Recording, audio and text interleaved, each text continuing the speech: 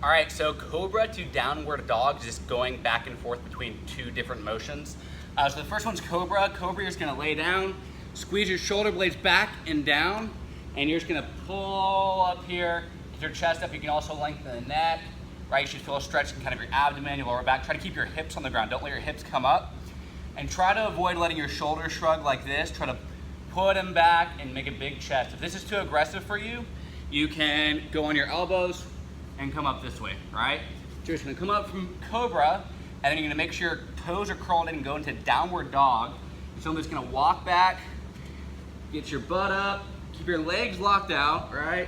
And then stretch out the back of the legs. So you're trying to keep your legs straight and trying to drive your heels into the ground, right? You might not be able to do that, but that's the direction you're going, right? Don't just walk up like this. Keep your hands kind of where they are and just think about pushing your hips back and lengthening the backs of your legs, right? You can stretch out here, you can stretch one calf at a time, right? Just try to find out where you're tight. And then when all the blood's rushing to your head, just come back in to Cobra. You can stay here, you can add a push-up if you want, and just go back and forth.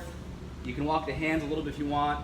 It's just going back and forth, trying to find out where you're tight, what those areas are, and just kind of go back and forth through those two motions for 30 seconds to a minute or as long as you feel is necessary. And feel free to hang out in the downward dog or the Cobra as long as you need to. Just try to find out where those tight areas are and stretch them out. Okay, so alternating spider lunges or Spider-Man lunges are one of my favorite stretches to do pre and post workout. You're gonna start off on all fours.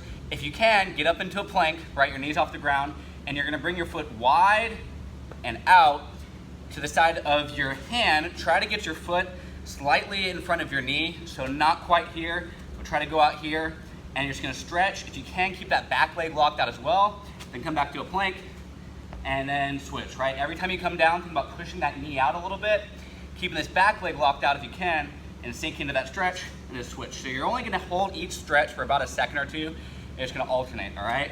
Back, and then forth.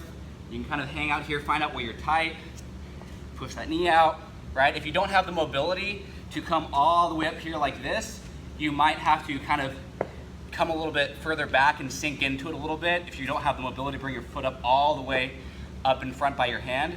If you have trouble keeping your knees off the ground, you can keep your knees on the ground and come up this way and stretch out this way, right?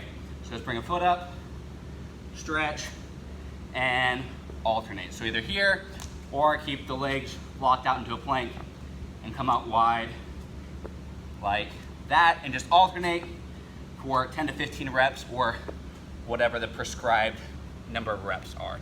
Okay, so there's different variations of the world's greatest stretch, but the one that we're gonna use today consists of 3 different movements. So the first one is we're in a deep lunge here, that spider lunge. I want that front foot slightly in front of the knee, and if you can, get this back leg locked out.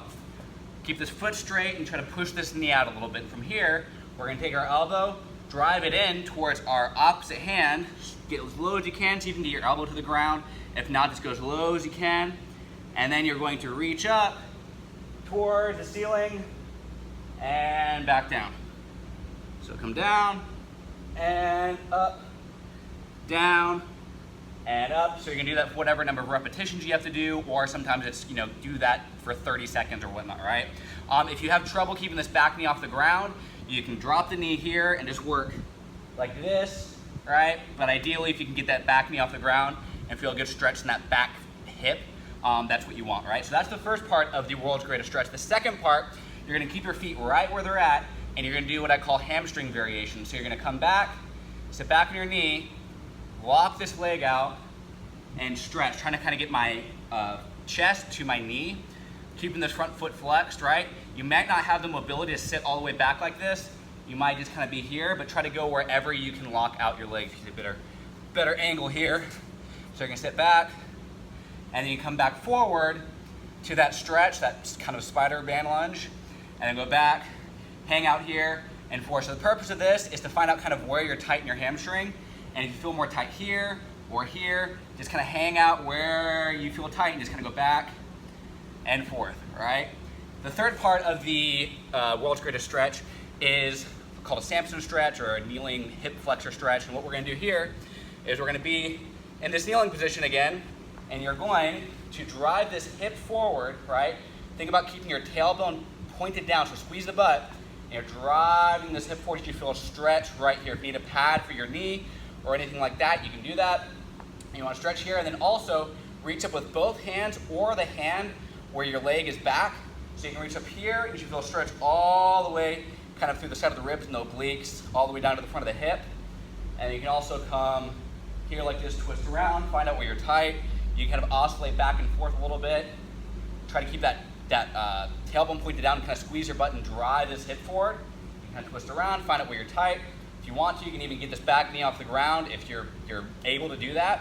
And you're just gonna stretch here. So the whole point of this is you hit a lot of different areas in these 3 different stretches. You can hang out more on one than the other, find out where you're tight, but you can put them all together without moving much. So you can come through the first one here, right? And then come back here to the second one. And then you can go into the third one here, all right? So do it for the prescribed number of reps or the prescribed time. And if you want to spend more time on one or the other, find out where you're tight, stick there a little bit longer, you're more than welcome to do that.